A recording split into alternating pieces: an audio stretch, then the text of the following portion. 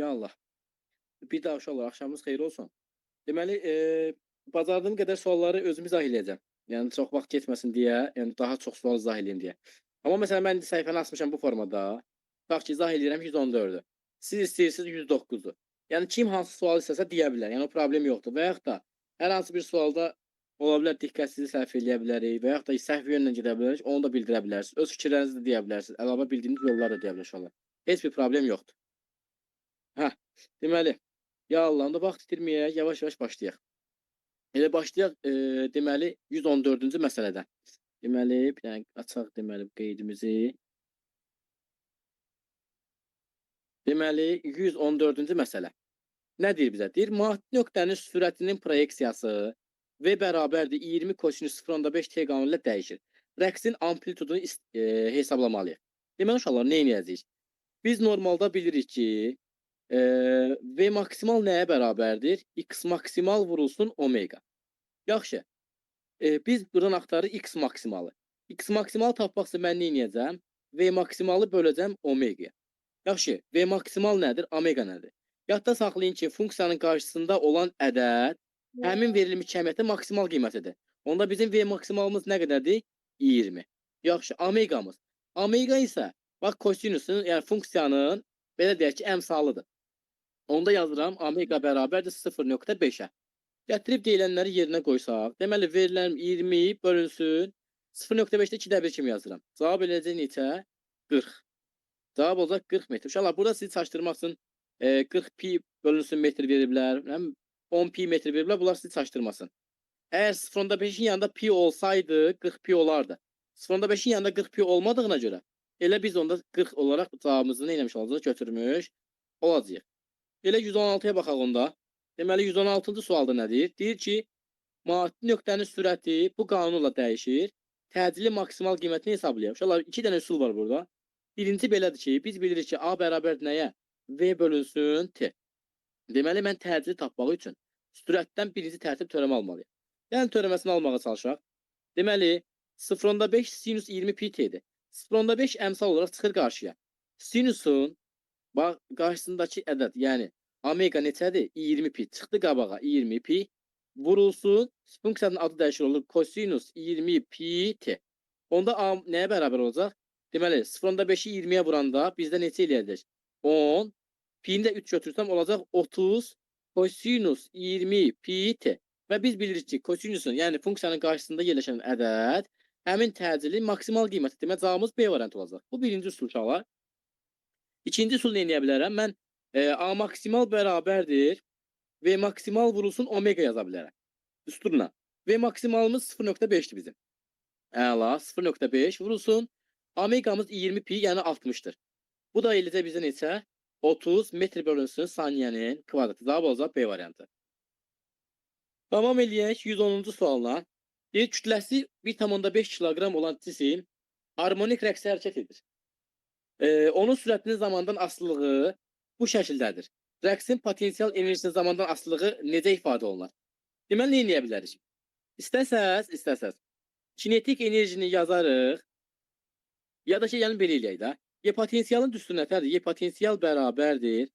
K x kvadrat bölünsün 2. Düzdürmü? İndi gəlin eləyək. Biz V tənliyi verilibsə X tənliyi qurmağa çalışaq. Görək X-in tənliyi necə olmalıdır? Deməli, biz bilirik ki, V X-in törəmə alınmış formasıdır. Yaxşı. Deməli, X-imiz nə olmalıdır ki, törəmə alanda sinus olsun. Deməli, biz hansı funksiyadan törəmə alanda sinus edilir? Bizim törəmə funksiyamız olmalıdır kosinus. Özdə qarşısında mənfisi olmalıdır ki, törəmə alanda kosinus adı dəyişəndə mənfi sinus olur. O mənfi bu mənfini müsbət eləsin və cavabımız gəlib bu formaya çıxa bilsin. Deməli, nə edəcəm onda mən? Bu formadadırsa, indi baxaq görək nə edə bilərik. Funksiyamız olmalıdır kosinus. Əla. Deməli, qeyd edim. Mənfi. İndi 6 olması üçün əvvəldən, deməli, burada neçə var? 0.5 pi var, düzdürmü? 0.5 pi var. 0.5 pi-ni neçəyə vuranda 6 eləyər. Deməli, onda mən belə yaza bilərəm. 6 bölünsün 0.5 pi kosinus 0.5 pi t. Bax, qarşıda bir dənə mənfi atıram. Deməli, mən onda, biz buradan elə ki, x-i tapmış olduq da, yəni x özü nəyə bərabərdir? Bax, bir onu tapmışıq. Çünki bax, x v-nin tam tərsidir. İndi yaxşı, v-nin törəməsini tapsam görək həmin şeyi verir bizə. Deməli, mənfi 6 bölünsün 0.5 pi, vurulsun 0.5 pi çıxır qabağa, 0.5 pi, adı dəyişir olur, mənfi sinus 0.5 pi t. Deməli, mənfi ilə mənfilər gedir, 0.5'lər gedir, nə qalır yerdə? 6 sinus 0.5 pi t. Deməli, tamamilə doğru tapmışıq ki, bizim tənliyimiz bu formada olmalıdır. Bax, bu formada. İndi yaxşı, biz potensial enerjini hesablamalıyıq. Deməli, nə eləyək? Qeyd eləsə, bunu silək burada. Y potensial bərabərdir. Y potensial bərabərdir. Bizə amma bir dənə problemimiz var ki, K-nı verməyib. K-nı verməyibsə, biz bunu başqa cür də gedə bilərik. Bir dənə MCH-la da yoxlayaq. Burada H olaraq X-i qeyd edərik. H bərabərdir X kimi götürsək, bu formada yoxlayaq görə nə eləyəcək? MC'miz bizə neçə eləyir? 15. Vurulsun. X-in tənliyini biz tapdıq ki, 6 bölünsün 0.5 pi. Deməli, 6 bölünsün 0.5 pi. 0.5 pi də eləyir bizdə 1.5. Vurulsun. Funksiyamızın adı nə olacaq? Kosinus 0.5 pi t bərabərdir. 1.5 ilə bu 10 gedir. Qalır nə? Qarşıda 60.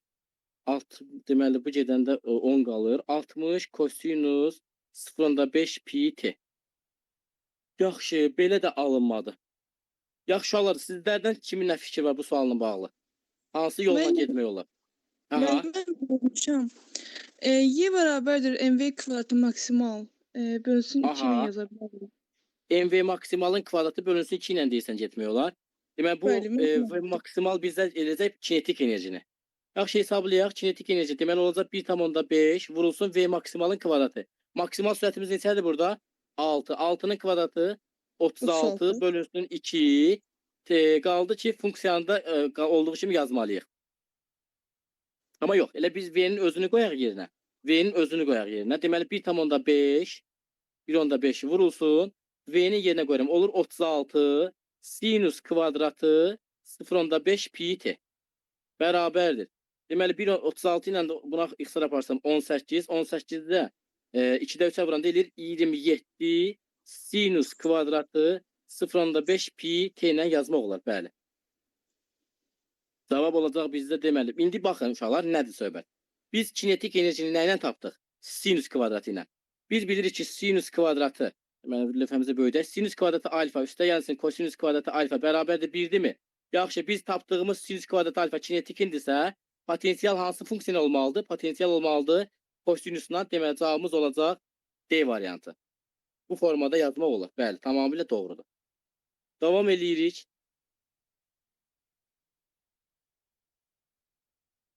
Siz də uşaqlar hansı mövzunu istəsəz o mövzudan da deyə bilərsiniz. Ki, mənim filan mövzunu istəyirik, bu mövzudan testlərinə baxaq zəhmət olmasa, baxaq o testlərdə. Mən indi ola bilər ki, hansısa sizin istədiyiniz mövzuya toxunmuş olmaram. Yəni, siz özünüz bildirin. Yaxşı, 66-cı sual işləyək. Deyir ki, dalğanın sürəti bizdə 1400 metr bölünsün saniyədir. Lokatorun qeyd etdiyi vaxt isə 4 saniyədir. Cisimə qədər olan məsafəni hesablamadır. Uşaqlar, səs vasitəsilə obyektlərin yerini tapılmasına deyirlər səs lokasiyası. Səs lokasiyası necə olan bir şeydir? Bu bizim mənbəyimiz olsun. Buradan çıxardığımız səslər obyektə qədər gedib dəyib bircə saniyə.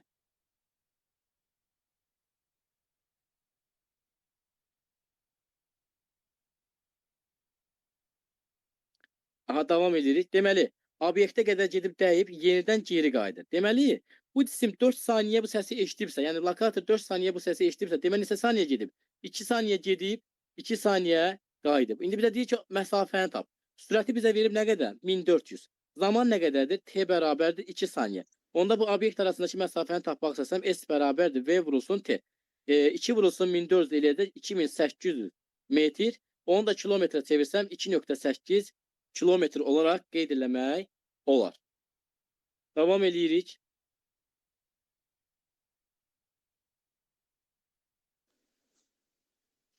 Müəllim, arxada bir dənə 58-in sual qaldı. Ona baxa bilərik, zəhmət olmasa. 58.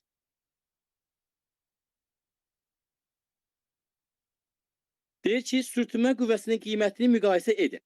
Yaxşı, fikir verirsiniz bura.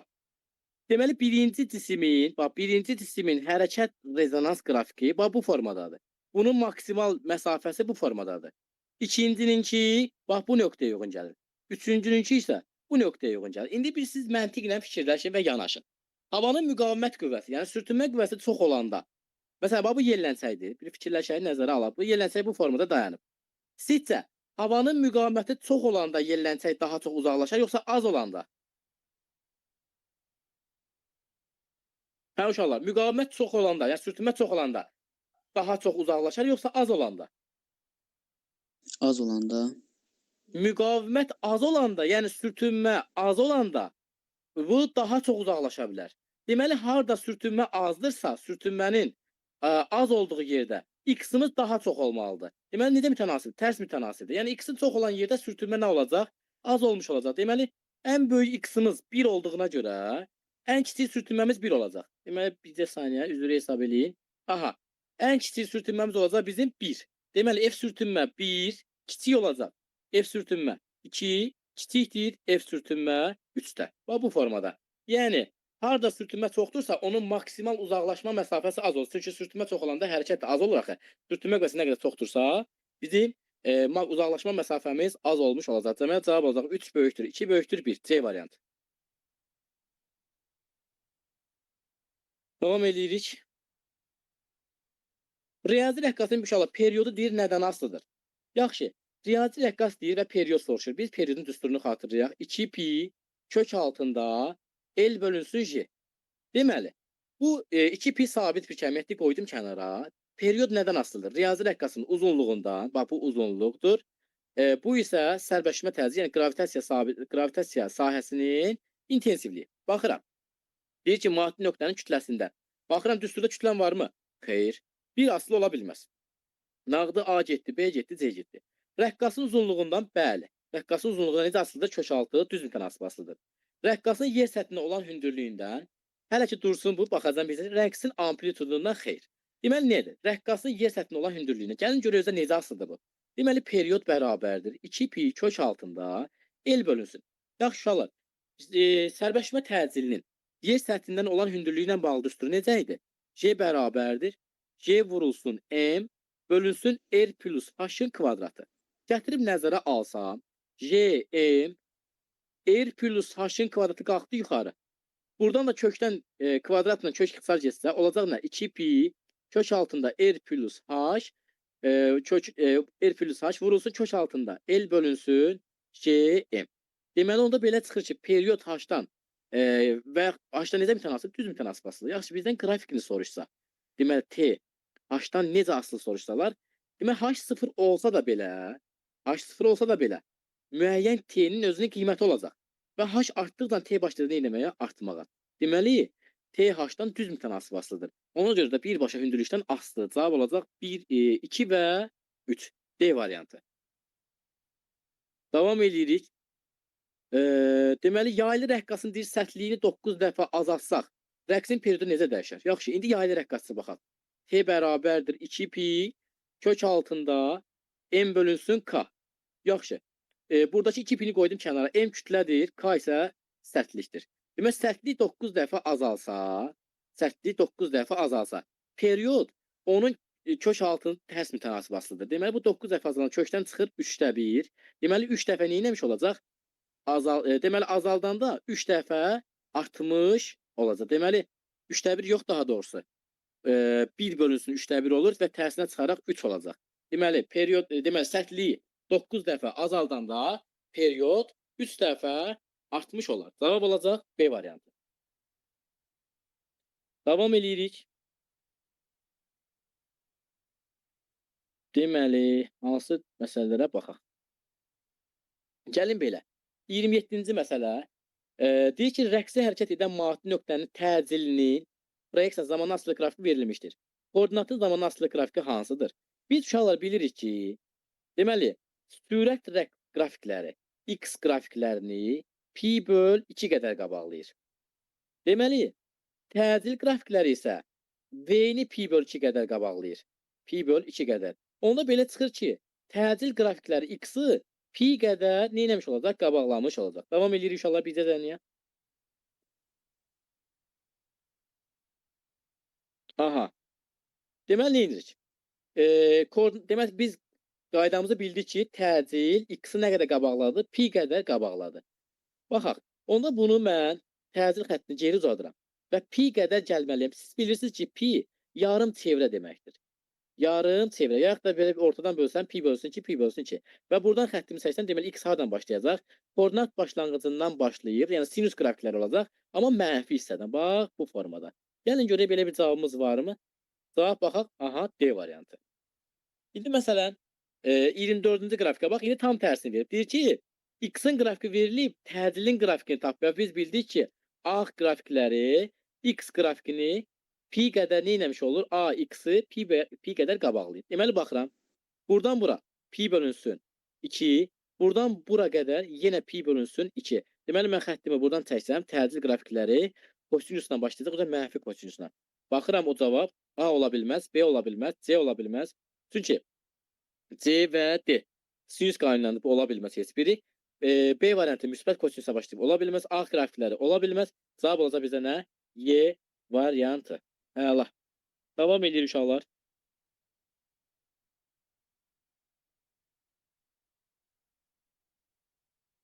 Gəlin baxaq nəyə? 20-ci suala. Dimdə bu tip sual yoxdur əslində, yəni iminli bu tip. Ona görə bir baxmaq daha maraqlı olacaq bizim. Deməli, maati nöqtə deyir A nöqtəsindən başlayıb C nöqtəsinə gəlmişdir. Buna qədər deyir nə qədər vaxt keçmişdir, yəni neçə period vaxt keçmişdir. Biz bilirik ki, bir period 4 amplitud məsafəyə bərabərdir. Gəlin baxaq, A-dan B-yə 1 amplitud, üstə gəlinsin B-dən C-yə 1 amplitud, üstə gəlinsin C-dən D-yə 1 dənə amplitud, D-dən Y-yə bir dənə də amplitud, üstə gəl Y-dən F-ə plus 1, bir dənə Y-dən F-ə plus A. Deməli, ümumi nə qədər oldu? 6A. Yaxşı, 4A-mız 1 T-dirsə, 6 amplitudumuz nə qədər olacaq? T qədər, yəni ixtiyari bir zaman qədər. Yəni biz T-ni tapmağa çalışacağıq. Deməli T bərabər olacaq onda nə? 6T-A bölünsün 4A. A-lar da qısa gedəndə olacaq bizdə indi 4 ilə 6-nı x-ə aparsam 3T bölünsün 2 period. Cavab olacaq B variantı. Bu tip məsələlərdə diqqətli olmalı inşallah. Davam edirik.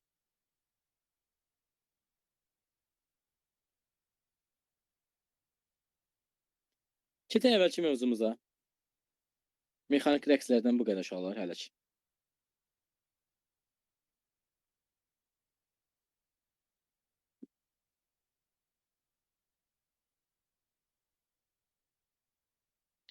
Mən bu sualı bir dəfə izah eləmişdim.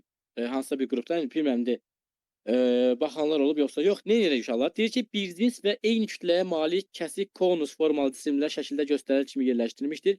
Hansı halda sistemin potensial enerjisi ən böyük? Yaxşı uşaqlar, bu sualı işləməmişdən öncə biz əvvəlcə baxaq görə bir cismin potensial enerjisi necə hesablanırdı? Kim deyə bilər uşaqlar? Bir M kütləli cisimdir. Hündür tiri də olsun A. Bunun potensial enerji düsturunu kim çıxara bilər? Y potensial nəyə bərabərdir? Hündürlüyü mən o yerdən götürürük də. Ay sağ ol, ağırlıq mərkəzindən götürüldü, düzdürmü? Ağırlıq mərkəzi də bizdə burada olacaq nə qədər? Deməli, normalda yazıram MGH. Deməli, M olduğu kimi qalır, J olduğu kimi qalır. Təm mərkəzdən baxdığıma görə olacaq A bölünsün 2. Deməli, bizim düsturumuz olacaq MG bölünsün A. MG bölünsün 2. İndi deməli, uşaqlar, yadda saxlayın ki, bir cismin, Y səthində olan bir cismin potensial enerjini hesablayanda onun ağırlıq mərkəzinə baxmaq lazımdır. İndi yaxşı. Söhbət məsələsi nədir burada? Yəni, maraqlısı nədir? Bu formada fərqli-fərqli cisimlər yerləşdiriblər. Deyir ki, bunun potensial enerjisi ən böyükdür. Baxaq görək onun ağırlıq mərkəzi yerdən hansı ən böyükdürsə, onun potensial enerjisi ən böyük olacaq. İndi nə edirik inşallah? Bu tip məsələdə necə işləyirik? Əvvəlcə hər bir cisim ayrı-ayrı özünün ağırlıq mərkəzini göstərək. Biz bilirik ki, məsələn, belə bir cisimdə kütlə mərkəzinin ən çox yığışdığı yer hara olar? O sahəsinin böyük olduğu hissə. Yəni təxminən belə deyim də, bunun ağırlıq mərkəzi tən ortaya düşmür, düzdürmü? Əgər kvadrat olsaydı, tən ortaya düşərdi.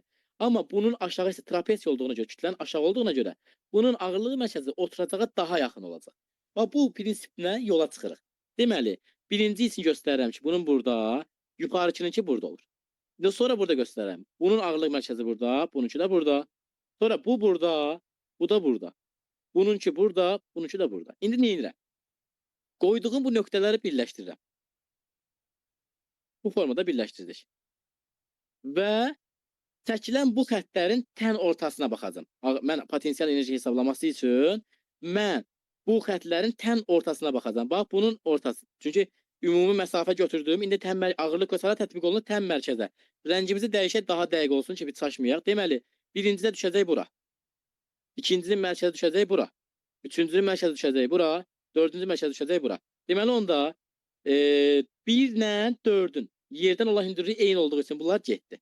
Bir potensial ən böyüyünü axtarır da. Çünki mavi nöqtə ən çox harda olacaq? Cavab olacaq uşaqlar 3 nöqtəsi. Deməli, bizim potensial enerjinin ən böyük olduğu 3 olacaq. Deməli, bu olacaq max. Bu olacaq isə uşaqlar minimal. Ən böyük 3-dür, ən kiçik 2-dir. 1 ilə 4 isə bir-birinə nə olmuş olacaq? Bərabər olmuş olacaq. Uşaqlar, bu məsələdə ilk dəfədir ki, verdiğim üçün sizlə bəlkə də məsələni işləyirik, bəziləri ilə son dərəcə diqqətli olun uşaqlar. Bir dənə vahid məsələsinə baxaq. Deyir ki, joule bölünsün kiloqram nəyin vahidinə uyğundur? Yaxşı, biz joule istəsək kiçik kəmiyyətlərlə, yəni vahidləri açı da yaza bilərik və yaxud da belə yaza bilərəm. Joule bilirik ki, enerji vahididir. Mən bunu kinetik enerji kimi yazsam, mv kvadrat bölünsün 2.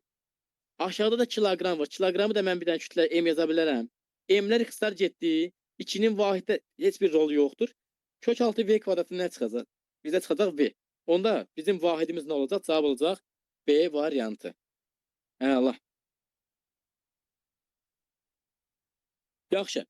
65-ci sual sadə bir sualdır, amma bəzən çaşırıq. Deməli, bizə nə verilib? Potensialın kinetik asılı qraf verilmişdir. Deyir, A nöqtəsinə uyğun kinetik enerjini müəyyənləşdir. İndi baxın uşaqlar. Bu nöqtə və bu nöqtə. Aşağıki nöqtə kinetikin maksimalıdır. Yuxarıki nöqtə potensialın maksimalıdır. Və biz bilirik ki, kinetik potensialın. Bəli, o da tam enerjiyə bərabərdir. Afərin, demək tam enerjiyə bərabərdir. Onda belə çıxır ki, bizim tam enerjimiz nə qədərdir? 60. 60. İndi baxın uşaqlar, A nöqtəsinə uyğun potensial 50-dirsə, kinetik neçə olmalıdır? 10. 10. 10 newton. Cavab olacaq 10 newton. Əla.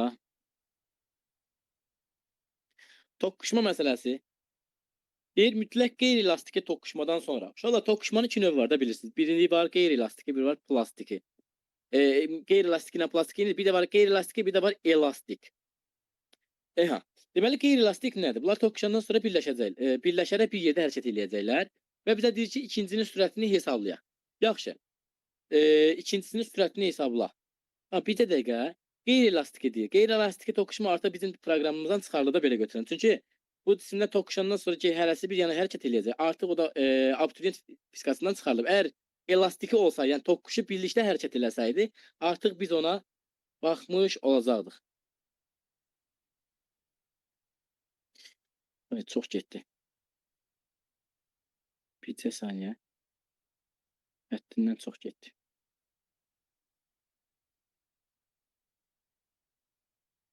Aha, burada.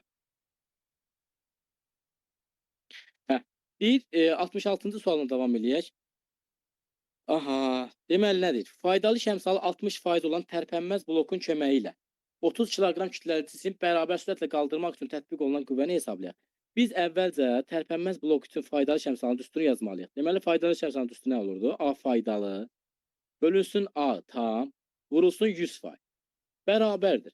Faydalı işin yerinə biz yazacağıq M, J vurulsun H. Tam işin yerinə isə cisimi qaldıran qüvvə tərpənməz blokda bilirik ki, məsafə eyni olur. Yəni qüvvədə qazanc olmadığına görə məsafə eyni olur. Vurulsun H, vurulsun 100%. Yaxşı, H-lar ixtisar getdi. İndi yaxşı, düsturumuzu bu formada bizdən nə istəyir? F istəyir, düzdürmü? F-i tapıram birbaşa. F bərabər olacaq onda. MJ bölünsün. Deməli, MJ bölünsün. ETA vurulsun 100%. Bərabərdir. MJ-imiz 30 kiloqramdır. MJ-imiz olacaq 300 Newton. ETA-mız olacaq 60 vurulsun 100%. Bərabərdir. 60 ilə 300 ixtisar gedir, qalır 5. 5 vurulsun 100 elədir 500 Newton. Deməli, ipin sərbəst ucuna tətbiq olunan qüvvə nə qədər olacaq? 500 Newton olmuş olacaq. Davam edirik. 60-cı sualla davam edək. Deyir ki, 0,2 kiloqram yükü bərabər sürətlə yuxarı qaldırırlar. İpin sərbəst ucu 6 saniyə müddətində 48 metr yer dəyişmədirsə yükün kinetik enerjisi tapaq. Yaxşı, bizə deyir ki, H ip 48 metr yol gedib. Neçə saniyə? 8 saniyə, 6 saniyə. Onda mən ipin sürətini tapa bilərəm. V ip bərabərdir. H bölünsün T. Yəni 48 bölünsün 6 bizdə eləyəcək 8 metr bölünsün saniyə. Uşaqlar, blokumuz necə blokdur? Tərpənən blok. Və tərpənən blok qüvvədə 2 dəfə qazanc verir. Deməli 2 dəfə qazanc verirsə, qalan hər şeydə itirməliyik. Onda ipin sürəti 8 isə yükün sürəti nə qədər olacaq? Və yük bərabərdir 4 metr bölünsün saniyə. Aha, bizə deyir ki, yükün kinetik enerjisi tapır. Onda yekinin kinetik enerjisi düstur olacaq. Y kinetik bərabərdir mv kvadrat bölünsün 2. Kütləmiz 0.2. Vurulsuz sürətimiz. Deməli 4-ün kvadratı 16 bölünsün 2. 2 ilə 16-nı x yaparam 8. 8-i 0-da çevirəndə eləcək 1,6 joule. Cavab olacaq A variantı. Davam edirik. Başda bunlar eyni tip suallardır.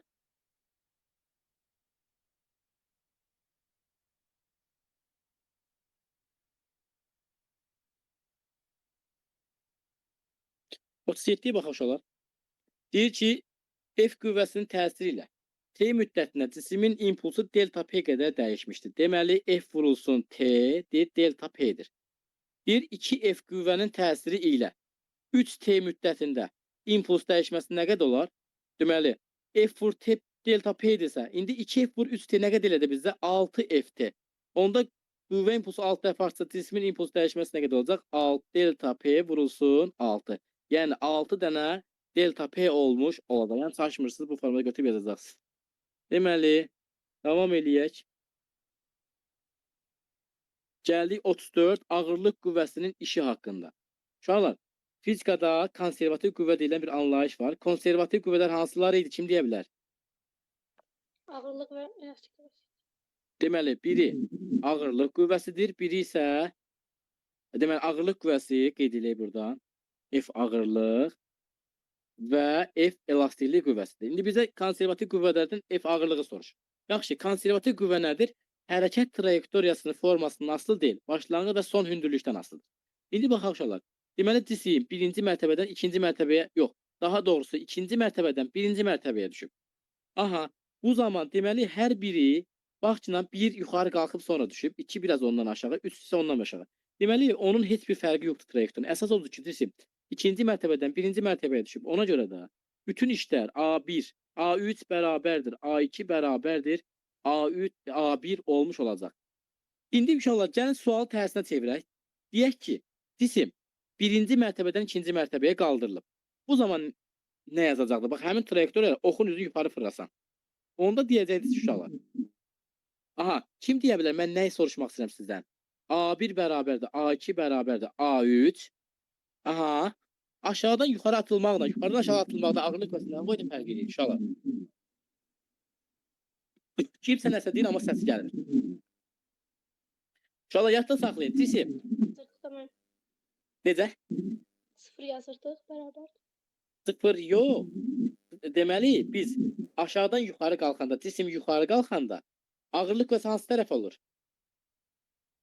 Aşağı. Hərəkət yuxarı olanda, yəni hərəkət, sürət yuxarı olanda, qüvvə ilə yerləşmə əks olanda işlər nə olur? Mənfi olur. Bax, onu demək istəyirəm. Bizdə bax, modulda soruşmayıb ki, burada, düzdür. Əgər bu tip məsələdə belə düşsə, A1 bərabərdir, A2 bərabərdir, A3 kiçikdir, 0 götürəcəksiniz.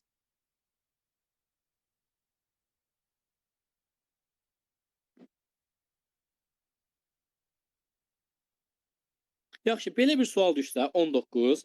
Görək kimlər necə davranacaq. Deməli, OX istiqamətində hərəkət edən cisimlərə təsir edən qüvvələrin proyeksiyasını deyir, koordinatdan asılı qrafiki şəkildə kimi verilmişdir.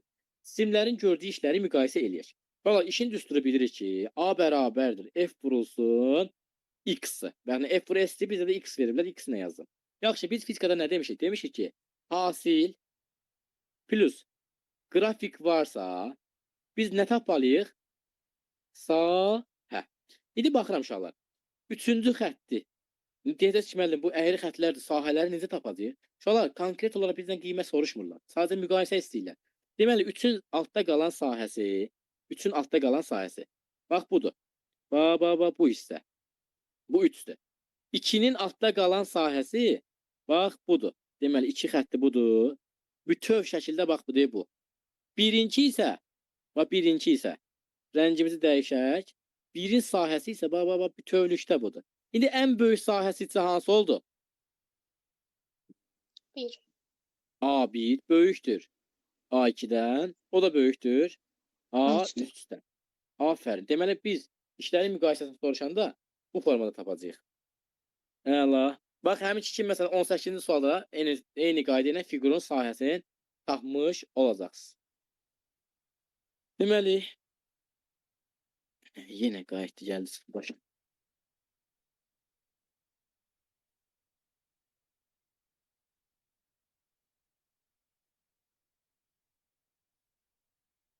Gəldik sadə mexanizmlər mövzusuna.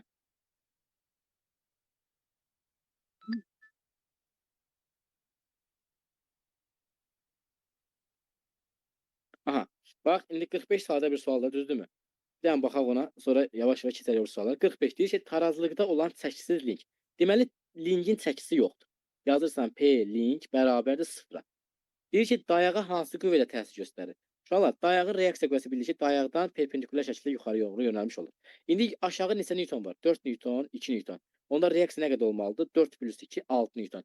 Əgər uşaqlar, burada çəki verilsə, çəkini də bunun üzərinə nə etmək lazımdır? Əlavə eləmək lazım. Bax, orada diqqətli olacaqsınız.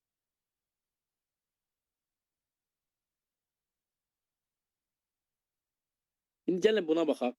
48-ci sual. Deyir ki, çəkisi çubuğa 12 newtonluq qüvvə təsir edir. Dayağa təsirin F2 qüvvəsini hesablayaq. Uşaqlar biz bilirik ki, indi baxın uşaqlar. Aşağı neçə newton var? 12. Yuxarı bir dənə F1 var, bir dənə F2 var. Onda yazıram ki, F1 ilə F2-nin cəmi, yəni newtonun belə deyim də, əvəzləyici qüvvə Newtonun 3-cü qanuna görə təsir əksəsə bərabərdir. Aşağı hansı qüvvənin təsir göstərirsə, yuxarıda həmin qüvvə olmalıdır. F1 ilə F2-nin cəmi 12 newtondur.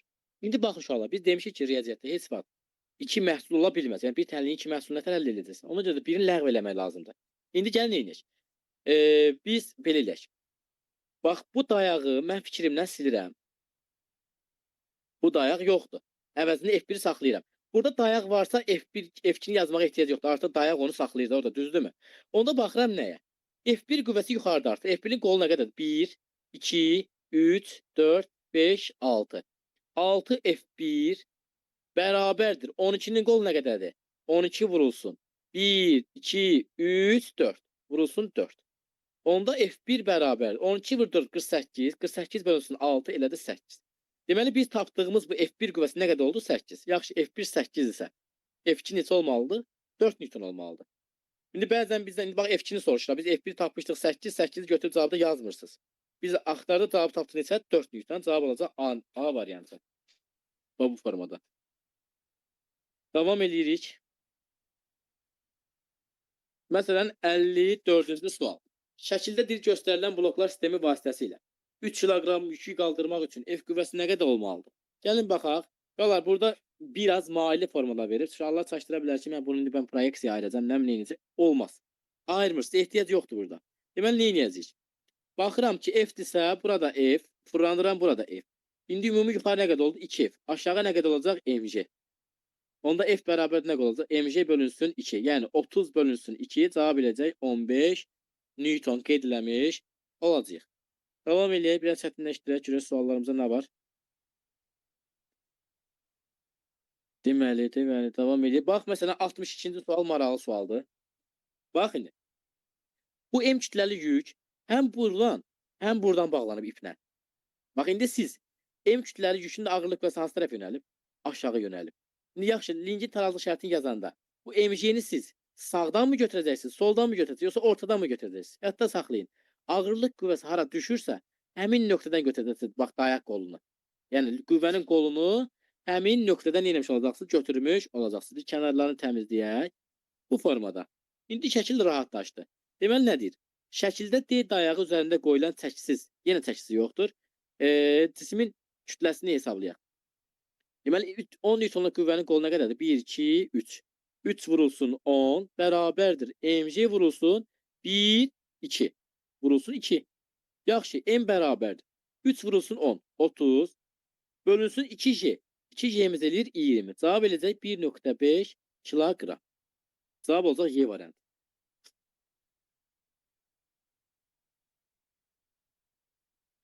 Baxın uşaqlar, bu sualdan dimdə var. Bax, bu sualdan dimdə var. İndi bilmirəm sualın nömrəsi, amma dimdə %100 var. Qramla verilmişdir və deyir M kütləsini hesablayaq. İndi baxın uşaqlar, 12 kiloqram sağda, 16 kiloqram soldadır. Mən eyni ipdə gəlmə qüvvənin söhbətinə görə buraya yazıram, bəli, 16. Fırlanıram, buraya yazıram 12. İndi baxın uşaqlar, bunlar arasındakı budaq 90 dərəcə. Bunların əvəzləri hansı tərəfə yönəlir? Yuxarı istiqamətə yönəlir. Kök altında 16'nın kvadratı 256. Üstə gəlsin 12'nin kvadratı 144. Onda kökdən neçə çıxır? 20. Deməli bu cismin ümumi kütləsi olaraq yuxarı 20 kiloqramdırsa, əslində bəlkə də bizdən nöqsan tuta bilərlər ki, kütlənin niyə sən vektorial kəmiyyət kimi götürüb? Xeyr, ehtiyac yoxdur. Çünki niyə? Mən əslində bunu qüvvə ilə yazmalıyam. Axırda aldığım cavabı ona bölməliyəm. Nə fərqi var ki, mən qısa şəkildə gedirəm. Yuxarı 20'si aşağı neçə olacaq?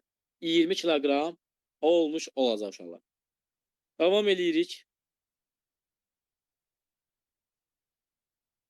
Baxaq bura. 70-ci sual. Bu da maraqlı bir sualdır. Bir sistemin tarazlıqda olması üçün ipin sərbəst ucuna hansı kütləli yük asmaq lazımdır? Yenə eyni ipdə eyni gərilmə söhbəti ilə gedirəm. Buranıram, bura olur M. Burada olur M. M. Bu da oldu M. İndi inşallah yuxarı neçə dənə M oldu? 1, 2, 3, 4. 4 dənə kiçik M bərabərdir. Aşağı nəyin var? 2 kiloqram və 2 kiloqram. Ümumi 4 kiloqram. Onda kütləmiz nə qədər olacaq? 1 kiloqram. Cavab olacaq B variantı. Davam edirik. Aha. Bir kütləsi 2 kiloqram olan cisim 71-ci sualına davam edək. Bərabər sürətlə yuxarı qaldırmaq üçün. Uşaqlar, bərabər sürətlə o deməkdir ki, əvəzləyici qüvvə nə olmalıdır? 0. Yəni yuxarı yönələn qüvvələrlə aşağı yönələn qüvvələr bir-birinə bərabər olmalıdır. Müstəvi ilə cisim arasında sürtünmə qüvvəsi deyir 12 Newton. Deməli belə. Cisim yuxarı gedirsə, sürtünmə qüvvəsi olacaq aşağı. Qiyməti olacaq 12 Newton. Yaxşı. Bir də bu cismin bir müəyyən bir ağırlıq qüvvəsi var və ağırlıq qüvvəsi 2 dənə toplananı ayırırdım. Bunun aşağı yönələn toplananı həmişə olurdu bizdə nə? mg sinus alfa.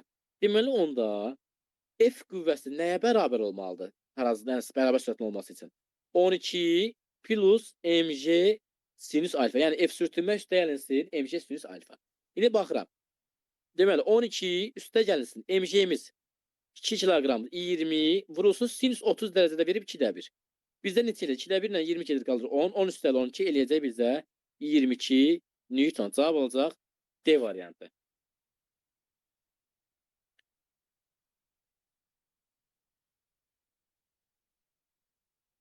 Ehtiyac yoxdur. Baxaq 77-yə. Artıq tipli suallardan. Deyir, çəkisi 100 Newton olan link tarazlıqda olarsa F qüvvəsinin modulunu hesablayaq. İndi baxın uşaqlar. Bura 10 kiloqramdırsa, fırlanıram burada 10 kiloqram olurmu? Aha. İndi yaxşı. Onu yazandan sonra artıq bu blokun bizim heç bir önəmi qalmır. Artıq bu blokun bizə heç bir önəmi yoxdur. İndi gəlin neynəyək? Bu 15 kiloqramın ağırlıq qüvvəsi bizdə eləcək 150 Newton. Deməli aşağı buradan dartan 150 Newtondur. 10 kiloqramın yuxarı qüvvəsi olacaq 100 Newton.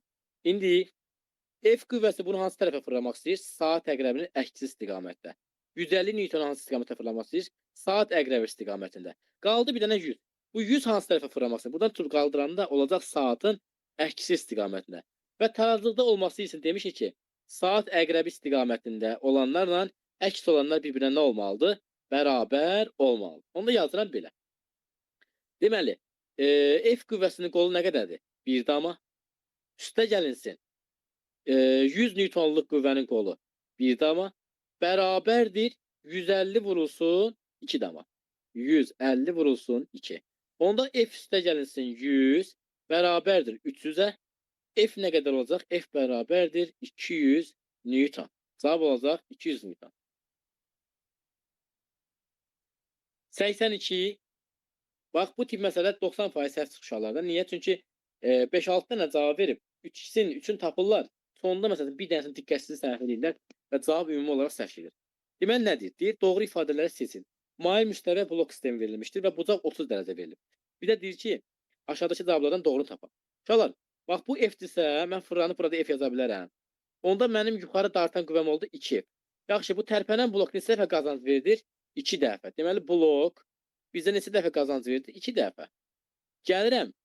Mail müstəvi. Mail müstəvinin qazancı necə tapılırdı? Yazırdıq L bölünsün H. L-i H-a böləndə olurdu 1 bölünsün sinus alfa. Sinus alfa da bizə verib 1 bölünsün 2-də 1. 2 də qalxır yuxarı olur 2. Deməli, mail müstəvi neçə dəfə qazanc verdi? 2 dəfə. 2 blok vermişdi. 2 də mail müstəvi. Ümumi qazancı neçə dəfə oldu? 4 dəfə. Deməli, mail müstəvi qüvvədə neçə dəfə qazanc verdi? 4 dəfə. Biri oldu 2. Biri sildim. Qüvvədə qazanc vermir cavabı səhv. Və biz mexanikanın qızıl qaydasından öyrənmişik ki, heç bir mexanizm işdə qazanc vermir. Bax, çaşıb nəbada birdən işdə 2 dəfə qazanc, həm işdə 4 dəfə qazanc yazarsın. Heç bir mexanizm işdə qazanc vermir. Cavab olacaq 2 və 6. 2 və 6.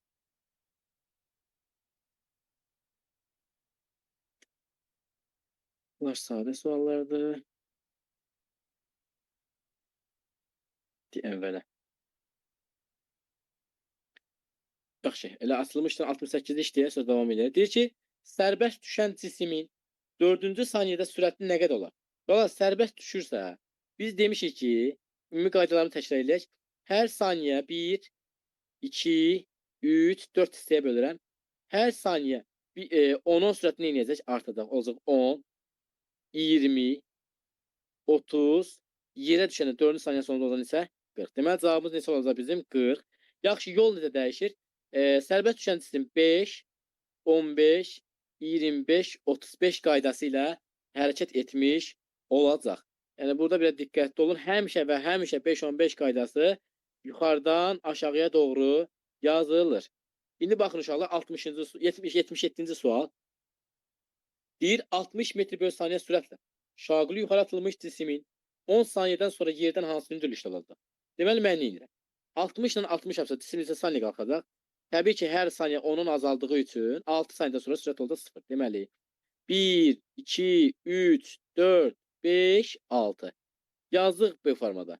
İndi mən 6 saniyə qalxdım.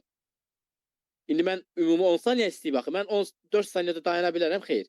Oradan geri qayıtmalıyam. 1, 2, 3, 4. Mən qayıtdım, gəldim, dayandım burada. Deməli, A-dan atılmışdım, gəlib çıxmışam B nöqtəsinə. İndi yaxşı. 5-15-ə hardan yazmalıyam? Dedi yaxşı, həmişə yuxarıdan aşağı.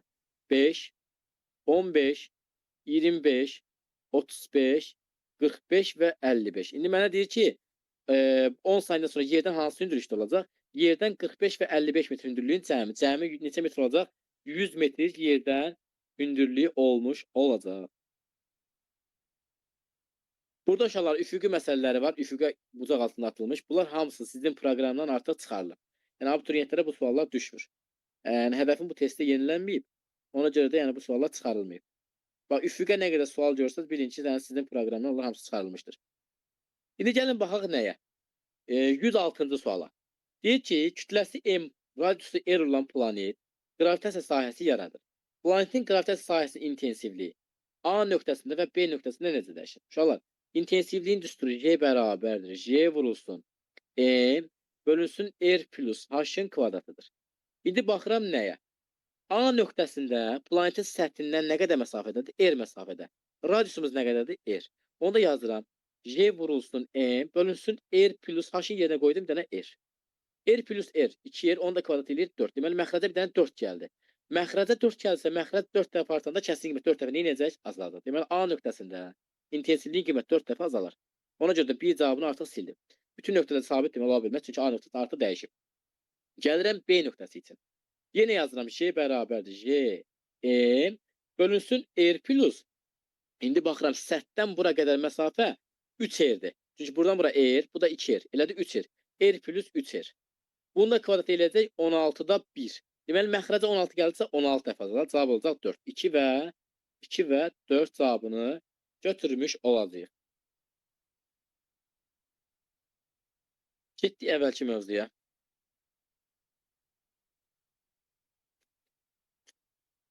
Yaxşı. 110. Bu sualdan çox izah eləmişəm. Yenə də bir baxaq. Deyir ki, kütləsi 3 kiloqram və 2 kiloqram kütləli kürələr 30 newtonluq qüvvənin təsirlə sürtünməsini hərəkət etdirilir. İkinci kürənin birinciyə təsir etdiyi qüvvəni hesablayaq. Yəni, bizə deyir ki, F2-nin 1-ə göstərdiyi təsir. Uşaqlar, 2 1 hansı tərəfə itələyəcək? Sola. Bəs Newton 3-cü qanuna gedir. 1 2 hansı tərəfə sağa. Və biz demişik ki, bu qüvvələr qiyməti bir-birinə nə olmalıdır? Bərabər olmalıdır. F1 2-yə nə olacaq? Bərabər olacaq. Afərin. Gəlin, neyniyək uşaqlar? Əvvəlcə sistemin təcilini tapaq. Sistemin təcilini tapmaq üçün ümumi qüvvə, yəni 30, bölünsün ümumi kütlə, yəni 5. Cavab neçə eləcək bizdə? 6. Dedi, yaxşı. İstəsəz 1-i götürək hesablayaq, istəsəz 2-ni götürək. Elə 1-i götürək, rahat olsun. Bir M1 kütləli kürəciyə ancaq və ancaq hansı qüvvə təsir göstərir? Yalnız və yalnız 2-nin 1-ə, yəni ikinci cisim birinciyə deyir ki, sən bu tərəfə get. Çünki başqa bir qüvvə yoxdur axı burada. Yəni sürtünmə yox, bir şey yox. Onda F2-nin 1-ə başqa qüvvə olmadığına görə F2-nin 1-ə elə M1 vurulsun A-ya bərabərdirmi? Bəli, çünki başqa qüvvə yoxdur axı. Deməli M1-imiz 3, təcilimiz isə 6-dır. 3 vur 6 neçə eləyəcək bizdə? 18 Newton eləmiş olacaq. İnşallah bu sualdan çıxsam deyib, burada yenə var. Yenə baxaq buna. Aha. Bu sual daha maraqlı düşüb sizə. Bəzən bu sual çaşdırıcı olur. Deyir ki, M kütləli cisimin təcilini tap. Fikirləşməlisiniz ki, qüvvə ilə bu cisimlər itələnirsə, bunların sistem şəklində hərəkət edirsə, bunların təcilləri fərqli ola bilərmi? Xeyr. Deməli elə sistemin təcili bunların təcillə bərabərdir. A bərabərdir. F əvəzləyici bölünsün M sistem bərabərdir. Deməli, qüvvəmiz nə qədərdir? F. Sistemin kütləsi isə 3M. Deməli, həm birinci cisim, həm ikinci cisim F bölünsün 3M təcili nə etmiş olacaq? Hərəkət etmiş olacaq. Sonra gəlirəm 108. Deyir, radiusu R olan bir cins metal kürənin kütləsi M-dir. Bəs deyir, radiusu 3R olan metal kürənin kütləsi nə qədərdir? Valla bir dənə fikir verin bura. Elə bir ki, bu R radiuslu bir kürədir. Sıxlığı da olsun rho. Bunun kütləsini bizə verib M. Yaxşı. Bizə deyir ki, radius 3 dəfə artırsam, yəni 3R eləsəm, bunun kütləsi nə qədər olar? Yaxşı, kütlənin düsturu mən yazıram. M bərabərdir, rho vurulsun V. Kürənin həcm düsturu nətərdir? 3-də 4 pi R kubu. Deməli, kütlə ilə gətirib yerinə qoysam, rho vurulsun 3-də 4 pi R'in kubu. Bax, rho sabit, 3-də 4 sabit, pi sabit. Onda kütlə ilə radius necə mütənasib? Düz kubik. Onda radius 3 dəfə artıbsa, kütlə neçə dəfə artacaq? Kütlə 27 dəfə nə edəcək? Artmış olacaq. Deməli, əvvəl M idisə, olacaq indi 27M. Cavab olacaq B variantı. İnşallah bu suallar çox düşür. Bəzən kubun tilindən düşür. Deyir, tilini 2 dəfə artırsam, kütlə necə dəyişər? Siz yenə bilməlisiniz ki, məsələn, kubdan söhbət etsə, kubun həcmi A kubudur. İndi M bərabərdir rho V-də yerinə qoysam olacaq rho A kubu. Deməli, kütlə yenə tillə düz kubik asılıdır. Yəni, kürə və kub məsələlərində biz kubik mütənasib götürəcəyik. İndi 3 dəfə artanda yenə 27 dəfə nə etmiş olacaq? Artmış olacaq. Davam eləyək. 104 ilə davam edirəm. Deyir ki, sistemin təcilini tapaq. Yaxşı uşaqlar, bu 4M kütləli cisimin ağırlıq qüvvəsi aşağı yönəlib olub bizdə 4mg. 3M-in aşağı yönələn qüvvəsi olub bizdə 3mg. İndi inşallah ipi açsam, bu qüvvələr bir-birinə necə yönəlmiş olacaq? Bax, ipi siz sanki açıram. İpi açsam, bax bu olsun 4M, bu olsun 3M. Burada olub 4mg, burada olub 3mg. Bu qüvvələr 3mg ilə 4mg bir-birinə necə yönəlib? Əks istiqamətdə. Onda indi mən sistemin təcilini tapmaq istəsəm, yazıram əvəzləyici qüvvə bölünsün sistemin təcili. Sistemin kütləsi bərabərdir. Əvəzləyici qüvvə 4mg çıxılsın 3mg. Elədi mi mg? Bölünsün sistemin kütləsi 4m plus 3m. Elədi 7m. M-lər qısa gedəndə nə qalacaq? J bölünsün 7. Cavab olacaq B variantı inşallah. Baxıram 102-ci sual. Əvəzləyici qüvvənin tapılması. Əvəzləyici qüvvə ümumiyyətlə bu vektorların toplanması qaydasından tapılır. Əvəzləyici qüvvənin tapılması. Vektorları toplamaq üçün ard-arda düzürdük. Məsələn, bu A vektoru. Bu bizdə olsun B vektoru. Tapmaq üçün başlanğıc və sonu birləşdirdik. Deməli, bu C vektoru bərabər olacaqdır. A vektoru üstə gəlsin B vektoru. İndi baxın inşallah. Başlanğıc gəldi bura. Son bura. Bunu da ardıcan düzüblər. Bunu. Bu da oldu belə. Bu ikisinin əvəzləyicisi uşaqlar. Elə tən ortadan belə çəksəm. Bu formada alaram və onun da qiyməti bizə nəyə bərabərdir? 5-ə. Əla. İndi aşağı şəklinə baxıram. Sağa, arxası ilə bir dənə də güc qüvvəsini belə qoyublar. Bu ikisinin də əvəzləyicisi bu istiqamətə yönələrmi? Bu da elə ortadakı 5-ə bərabərdirmi? Əla. Bu da 5. Testin özdə bir dənə 5 verib. 3 dənə 5 eyni istiqamətə yönələndə cavab neçə eləyəcək? 15 Newton. Cavab olacaq B variantı uşaqlar.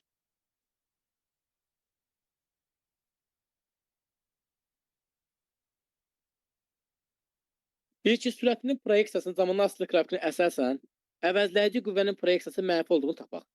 Deməli, baxıram, qüvvə harda mənfi olacaqsa onu hesablayacaq. Deməli, bax, 0-dan T5, T4-ə qədər hər yerdə sürət müsbətdir. Hər yerdə sürət müsbətdir. İndi əgər yeniləşənsə qüvvə müsbət, yavaşlayansa qüvvə mənfi olacaq. İlk hissədə qüvvə yeniləşən oldu. Hərəkət yeniləşən olduğuna görə deməli 0 T1-də F böyük olacaq 0-dan. Mənə lazım deyil. T1 T2-də qüvvə olacaq 0. Çünki bərabər sürətləri hərəkət edəndə qüvvə təsir göstərmir. T2 T3 elə T0 T1-ə oxşadığı üçün yeniləşən hərəkət olduğu üçün F böyükdür 0 olacaq. Bu da mənə lazım deyil. İndi baxıram nəyə? Aşağı hissəyə düşəndə getdikcə sürət azalır. Sürət o zaman azalır ki, qüvvə ilə sürət əks istiqamət olmalıdır. Onda deməli, birinci tapdıq ki, F-in mənfi olması harada alındı? T3, T4 aralığında. İndi gəlin aşağı hissəyə baxaq. Bax, bu hissə aşağıda. Burada sürət mənfidir. Və x oxun əksinə doğru getsən yeniləşir. Yeniləşən hərəkətdə sürət və qüvvə eyni istiqamət olmalı. Deməli, burada qüvvə də nə olacaq? Mənfi olmuş olacaq. Deməli, qüvvənin mənfi olduğu bir dənəsi də nə var? T4, T5. Cavab olacaq T3, T4, T4, T5. Baxaq, cavab olacaq Y variantı uşaqlar. Davam edirik.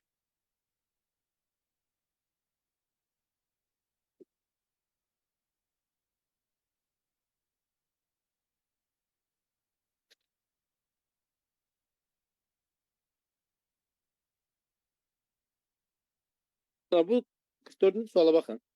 Deməli, 3 dənə qüvvə verib və hər biri bir-birinə bərabərdir. Deməli, bunlar arasında, bax, bu bunlar hər biri medianların, belə deyim, kəsişməsidir və bunlar arasındakı bucaq 120 dərəcədir. 120 dərəcə. İnşallah yadda saxlayın.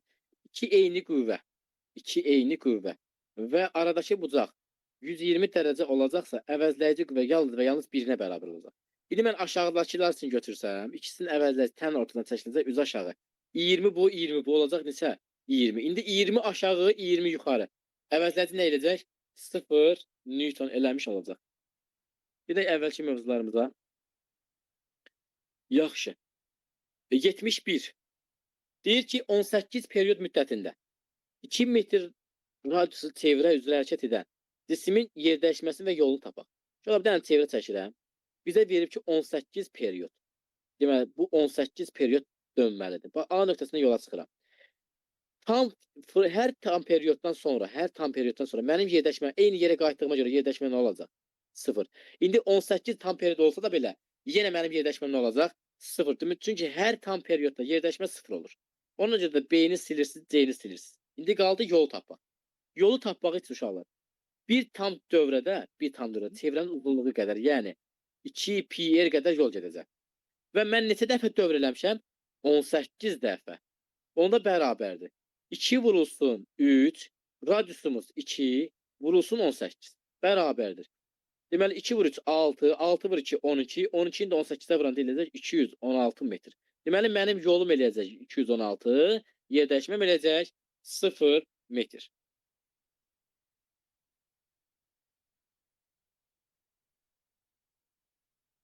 Və 67-yə baxırsalar, deyir ki, sabit sürətlə hərəkət edilir. 3 perioddan sonra sürət dəyişməsini hesablayaq. Yaxşı, təsəvvür edin ki, biz A nöqtəsindəyik və saat əqrəbi istiqamətində hərəkət edəcəyik. A nöqtəsinin sürətinin istiqaməti hansı tərəfədir? Sağ istiqamətdə. Hər perioddan sonra, tam perioddan sonra əvvəlki yerimə qayıtdığıma görə sürət nə olacaq? Eyni istiqamətli olacaq. Eyni istiqamətli sürətlər olanda sürətlər nisbi sürət necə tapılırdı? Çıxılırdı. V2 çıxılsın, V1. Yəni, V çıxılsın, V. Cavab eləcək bizə nə? 0 A variantı. Müəllim, həm də 3 tam dövr eləyəndə əvvəlki yerinə qayıdırdı, ona görə 0 olacaq. Aha. Əvvəlki yerinə qayıdır, yenə yerdəşmə olur 0, düzdürmü? Yerdəşmə 0-sa zamana böləndə o da 0 eləyəcək də. 0-ı nəyə bölsən 0, o da həmişə eləyəcək. Sonra uşaqlar, deyir, dönmə bucağı 60 dərəcə olarsa, yəni fi bərabərdir 60 dərəcə olarsa və bu 60 dərəcəni dönmək üçün t bərabərdir 10 saniyə vaxt sərf edibsə, onun deyir, bucaq sürətini hesabla. Uşaqlar, indi biz nə eləyə bilərik burada? Bax, biz bilirik ki, 60 dərəcəni qeyd edib bizə 10 saniyə. Tam periyodumuz neçə dərəcədir? Tam periyod. 360 dərəcə. Tam periyodumuz oldu 360 dərəcə. Yaxşı. 60-ımıza 10 düşürsə 360 neçə saniyə eləyəcək? 6 dəfə çox olacaq 60 saniyə. Düzdür? Bəli. İndi omeqanın düsturı 2 pi bölünsün t. Olacaq onda 2 pi 6 bölünsün periyodumuz 60.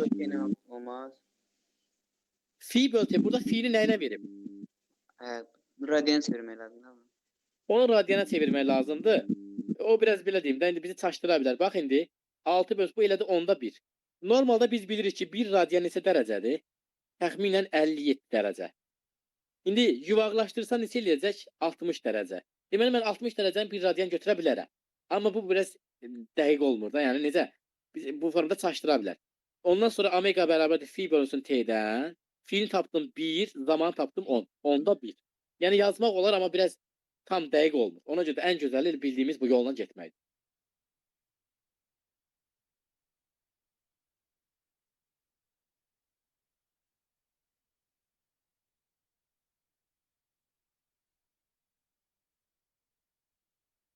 Gəldi birinci mövzumuza uşaqlar.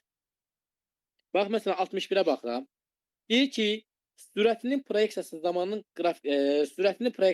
asılı qrafikinə əsasən arabacığın təcilin istiqaməti tapaq. Uşaqlar, sürət müsbət yoxsa mənfidir? Qrafikə baxanda. Sürət mənfidən müsbətə doğru gedir də. Yox, mənfidən müsbətə doğru mu gedir, yoxsa hal-hazırda hansı tərəfdədir? Müsbətdədir. Mənfi. Mənfi tərəfdə deyil.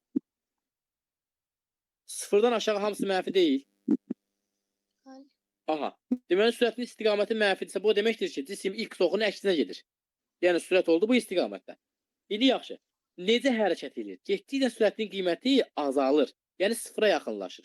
Deməli, yavaşlayandır. Yavaşlayan olması üçün təcil nə olmalıdır? Müsbət. Yaxşı. Deməli, sürət mənfidirsə, təcil müsbət olacaq. Təcil onda hansı tərəf olacaq? X ox istiqamətinə. Yəni, sağa yönəlmiş olacaq. Bax, diqqətli olun. Çox sadə bir sualdır. Sadəcə səhvləriniz olur.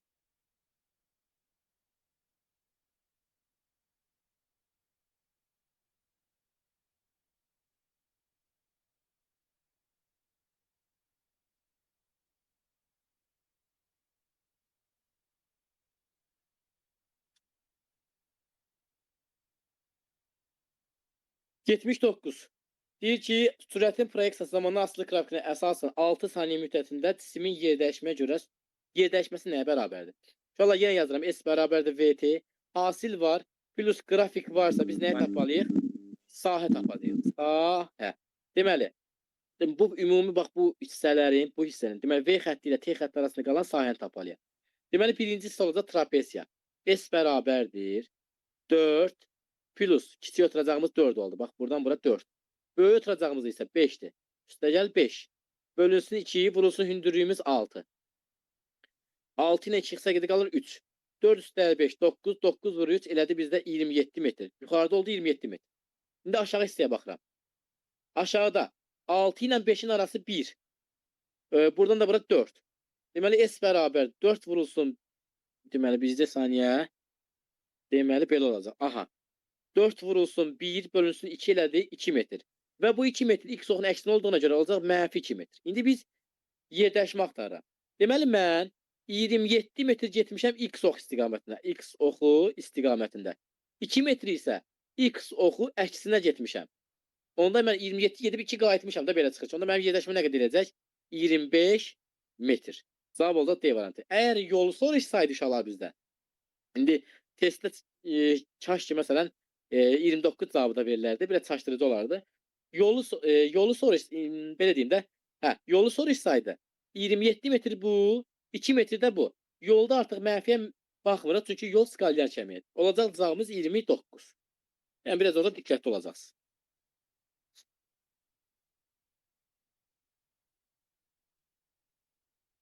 Səysən.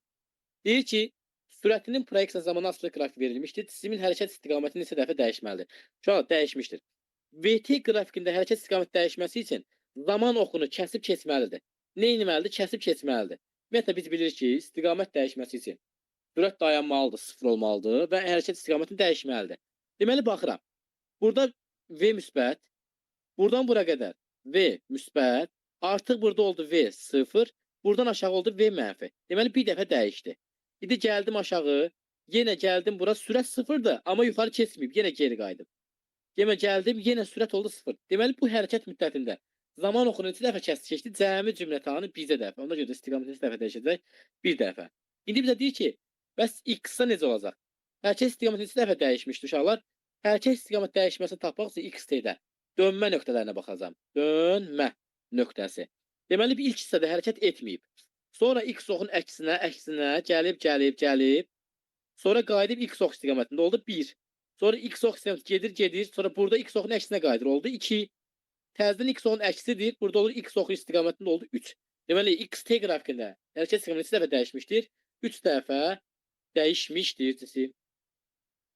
Sonra 86. Sürətinin proyeksiyası zamanın asılı qrafikinə verilmişdir. Buna əsasən koordinatın zamandan asılı qrafikini göstərir. Deməli, baxıram nəyə? İlk hissədə sürət artmışdır. Yəni, yeniləşən hərəkət eləyib. Yeniləşən hərəkət eləyibsə, bunun qrafiki olacaq, ya birincisi olmalıdır bu formada. Yəni, demə A-dır, ya B-dir, ya C-dir, ya D-dir. Buradan bir dənə yeni sildim. İkinci hissədə bərabər sürətli hərəkət eləyib. Bərabər sürətli hərəkətdə XT qrafiki düz mütənasib basılır. Yəni, bu sabit formada, bu formada. Düz xətt. İndi baxıram.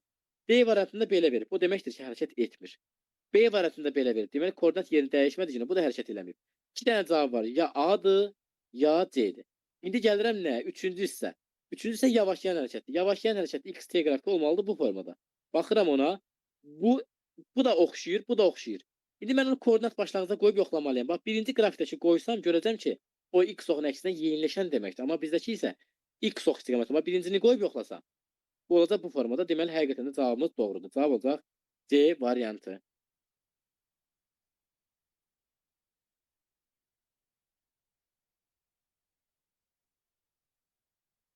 %1. Başlanğıc koordinatları deyir eyni olan düzxətli hərəkət edən iki müvafiq nöqtənin sürətinin proyeksiyasının zamanlı asılığı verilmişdir. Müşahidə anından 4 saniyə sonra onlar arasındakı məsafəni hesablamalıyam. Uşaqlar, hər ikisinin sürəti müsbətdir. Hər ikisi müsbət sürətlə hərəkət edilir və eyni yerdən başlayıbsa, deməli bu cisimlər hər ikisinin sürəti müsbət olduğuna görə deməli eyni istiqamət hərəkət edəcəklər. Və onların arasındakı məsafəni tapmaq üçün onların getdiyi yolları bilməliyəm. Yaxşı, gəlin belə edək. Birinci halda bax aşağıdakı cismin getdiyi yolu hesablayaq. Bax bu fiqurun sahəsi. Nə qədər eləyəcək bizdə? 4 vurulsun 10, elədi 40, 40 bölünsün 2, 20. Deməli, aşağıdakı cisimimiz getdi bizdə cəmi cümlətanı 20 metr.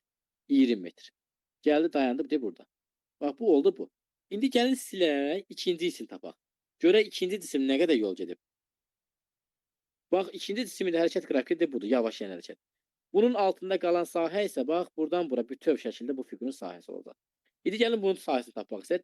Təpəki çevirsəm S bərabər trapesiyanın sahəsi. Deməli nə edəcəm? Kiçik oturacaq 10, üstə gəlsin böyük oturacaq 20, bölünsün 2, vurulsun 4. 30 bölünsün 2, 15, 15 vurulsun 2 elədi 15 vurulsun 4 elədi 60 metr. Deməli ikinci cisimimiz isə getdi ümumilikdə 60 metr. 60 metr. Yaxşı, indi bunlar arasında qalan məsafə bax bizdə bu çəkdiyim qırmızı xəttlə bərabərdir.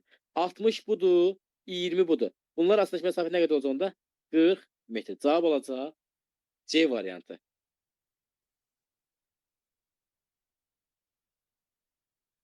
Baxın uşaqlar, 103-cü məsələ çox adamın səhv elədiyi məsələ tiplərindən biridir. Diqqətlə qulaq asın. Deyir ki, avtomobil düzxətli bərabər təcilli hərəkət edərək 100 metr yol gedib dayanmışdır. Deməli, yavaşlayan hərəkət edib və dayanıb.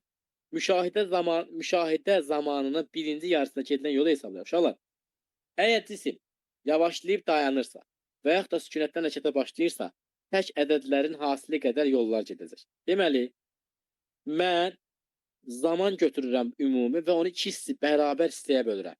T və T. Qalın. Burada tək ədədlərin hasili qədər, demək S və 3S qədər. İndi yavaşlayan olduğuna görə birinci hissədə gedəcək 3S, ikinci hissədə gedəcək S. Deməli, ümumi 4S'imiz bizə nə qədər verib? 100 metr. Onda hər S-ə nə qədər düşür? Düşür 25 metr. Bizə deyir ki, müşahidə zamanının birinci yarısında, yəni 3S-ə nə qədər yol gedib? 3 vurulsun 25, cavab edəcək 75 metr. Cavab olacaq A variantı inşallah. Çox maraqlı sual idi.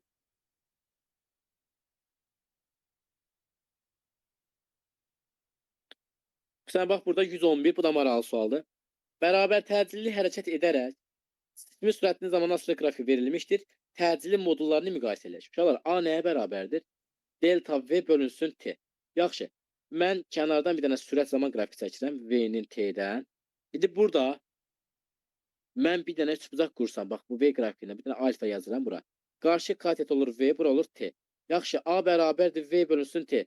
Riyaziyyatdan qarşı katetin bitişik katetin nisbəti bizə verir tangens alfa. Tangens alfada da bucaq artanda təcilin də qiyməti neyinəcək? Artmış olacaq. Yəni artan funksiyadır. Ona görə də hansının bucağı böyükdürsə, onun təcil də böyük olacaq. Yola, birincinin bucağı budur. İkincinin bucağı budur. Üçüncünün bucağı budur. Ən böyük bucaq hansındadır? 3-də. Onda 3 böyükdür 2-dən, o da böyükdür 1-dən. Yəni hər birinin üfüqi xəttlər arasında qalan bucağa baxmalısınız. Bax, hər birinin üfüqi xəttlər arasında qalan bucağa baxmalıyam. Lap böyük hissədən baxın, bununki bu, burada bu alınır, burada bu alınır. Ona görə də cavab olacaq 3 böyükdür 2-dən, o da böyükdür 1-dən.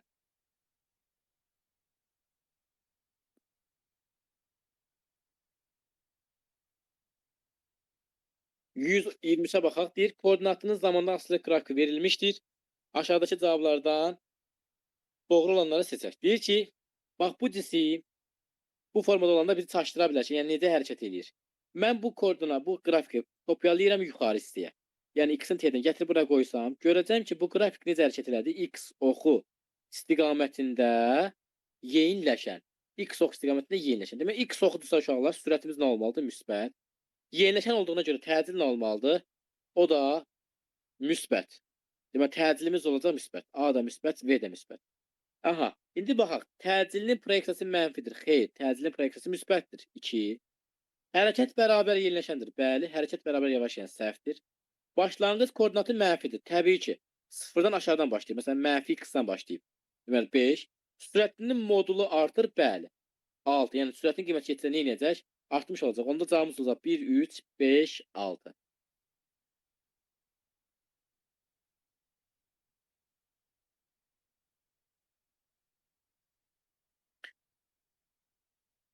Devam eləyək. Son bir iki dənə suala baxıb inşallah, sonra mövzunu yekunlaşdıracağıq inşallah. Deməli, qayışlı ötürmədə. Aha. Qayışlı ötürmə üçün də bir qaydalarımızı xatırlayaq. Deməli, nədir uşaqlar? Qayışlı ötürmənin özə məxsus xüsusiyyəti o idi ki, qayışa toxunan hissələrin sürətləri bir-birinə nə olurdu? Bərabər olurdu. Və bu məsələdə biz deyirdik ki, biz bunu nəyə bənzərdik? Oğul və ataya bənzərdik. Oğul və ata. Demişdik ki, hərəkət edilən zaman ata bir addım atanda biz uşaq vaxtı məcbur idik ki, 2-3 addım ata. Yəni ayaqlarımızın tezliyi daha çox olsun. Ay sağ ol. Deməli, kiçik radiuslunun tezliyi, omegası və dövrlərinin sayı böyükdən nə olurdu? Çox olurdu. Kiçikdəki daha çox olurdu və radius dəfə böyük olurdu. Deməli, onda belə çıxır ki, A-nın tezliyi B-dən, yəni lap belə bərabərliyinə yazaq, 2 dəfə çoxdur. A-nın omegası B-dən 2 dəfə çoxdur. E-nin dövrlərinin sayı, A-nın dövrlərinin doğru sayı B-dən 2 dəfə çoxdur. Amma biz bilirik ki, periyodla tezliyi bir-birinin nə idi? Tərsidir. Onda A, B-dən tezlikdə böyükdürsə, periyod olaraq periyod daha tərsinə olacaq. Olacaq TB bərabər olacaq 2TA-ya.